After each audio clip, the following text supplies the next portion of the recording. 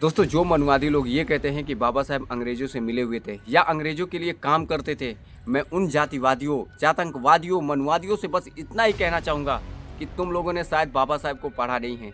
बाबा साहेब अपने भाषण में खुद कहते हैं, अंग्रेजों का विरोध करते हैं, बताते हैं कि कैसे अंग्रेजों ने SC ST OBC के साथ शोषण किया, कैसे उनको मीठा मीठा बोलकर उनसे काम निकलवाया, कैसे स्वर्णों का उन्होंने सपोर्ट किया, बड़े बड़े पदवी दिए, हर जगह पर स्वर्णों का साथ दिया। और ये बात बाबा साहेब खुद बोल रहे हैं। आप लोगों को ध्यान से पहले पढ़ना चाहिए। मैं पढ़ रहा हूँ, आप लोग भी अपनी आंखें खोलकर देखो और उसे जानने की कोशिश करो कि इस देश का असली गद्दार कौन था, कौन लोग अंग्रेजों का सपोर्ट करते थे और कौन अंग्रेजों का विरोध करते थे। मैं आपको बताना चाहता हूं कि अंग्रेजों ने भारत पर अपने शासन के दौरान हमारे साथ किस प्रकार धोखा किया था। हालांकि वे भारत से हजारों मील दूर थे, फिर भी वह हिंदुस्तान में अपना राज्य कायम करने में सफल रहे।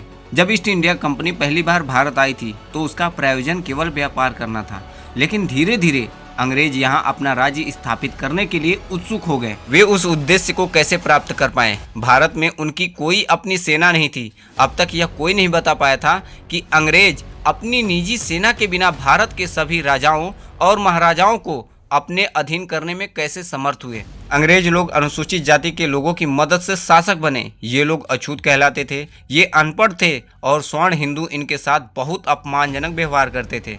इन अछूतों के पास आजीविका की कोई साधन नहीं है।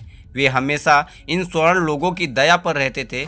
इस प्रकार ब्रिटिश सेना में शामिल होने और आजीविका कमाने के अलावा उनके पास कोई विकल्प नहीं था। मैं आप लोगों पर यह छाप छोड़ना नहीं चाहता कि जो कुछ हुआ वह ठीक था, लेकिन मैं कुछ दूसरी बात कहना चाहता हूँ। मैं इंगित करना चाहता हूँ कि उन लोगों ने भी, जिनकी हमने भारत में राज्य स्थापित करने में मदद की थी, हमारे लोगों के साथ इस तरीके से व्यवहार किया। इन अंग्रेजों के खातिर हमारे लोगों ने अपने प्राण दिए, लेकिन बदले में उन्हें क्या मिला?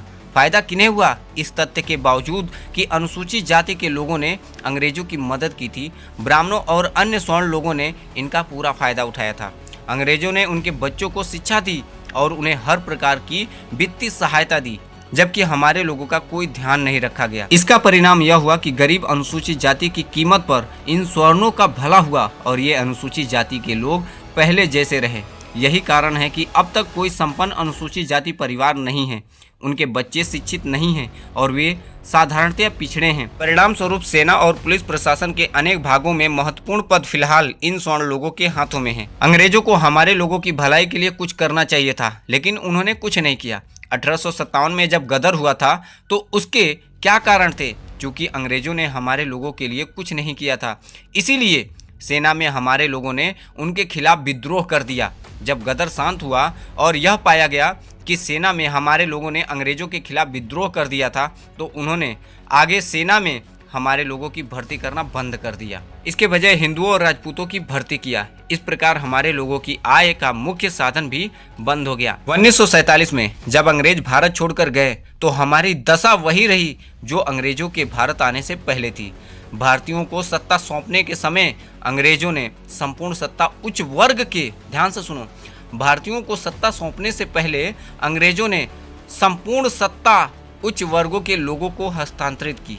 हमें कुछ नहीं मिला, हमें इस निर्दयी लोगों की दया पर छोड़ दिया गया।